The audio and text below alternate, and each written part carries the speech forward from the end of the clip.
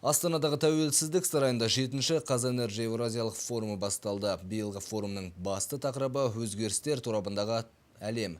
Тұрақты энергетикалық болашақты қалыптастыру болды. Энергетикалық индустрияны дамыту мақсатында елордада халықаралық ірі энергетикалық ұйымдардың басшылары, ресми тұлғалар, отандық және шетелдік компания жетекшілері, әлемдік деңгейдегі беделді сарапшылар өкілдері жиналды.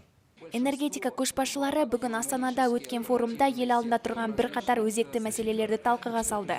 Энергетика саласының алдында тұрған өзекті мәселелердің бірі жекелеген мұнай кәсіпкерлерінің ғана емес, сондай-ақ миллиардтаған қарапайым тұтынушылардың жағдайын жасауды ойластыру керек екендігі де тілге тиек етілді. Бүкіл әлемнің теңесіп даму үшін 5-6 есе энергия қуаты жетпейді. Болжам бойынша 2020 жылы энергияны тұтынушылар саны 75%-дан аспақ, ал 2030 жылға дейін 1 миллиард астам халық энергия көзін көрмейді. Айта кетейік, биылғы форум тұрақты энергетикалық болашақты қалыптастыру мәселесіне арналып отыр. Осыған орай шағын және кеңейтілген мәжілістерде бүгінгі энергетика саласының негізгі мақсат міндеттері талқыланып, энергетикалық қауіпсіздікті қамтамасыз ету жолындағы Қазақстанның орны мен рөлі қаралды. Бүгінгі өткізіп жатқан форум өте маңызды.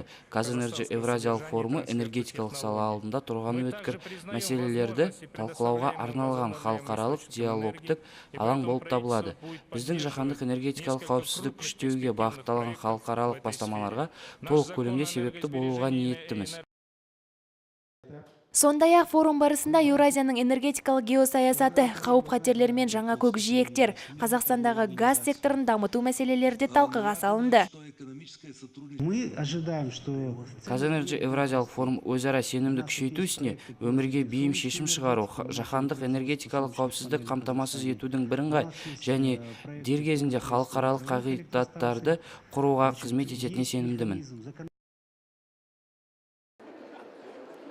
Форумға қатысушы сарапшы мамандардың сөзінше, энергетикалық дағдарыстан шығу үшін жыл сайын 2030 жылға дейін 50 миллиард доллар көлемінде инвестиция құю керек. Әлемдік экономиканы дамыту, энергетика саласының даму болашағы ертеңгі форумда өз жалғасын таппақ. Гүлжан Серік, Ербол Темірханов, СТВ телеарнасы.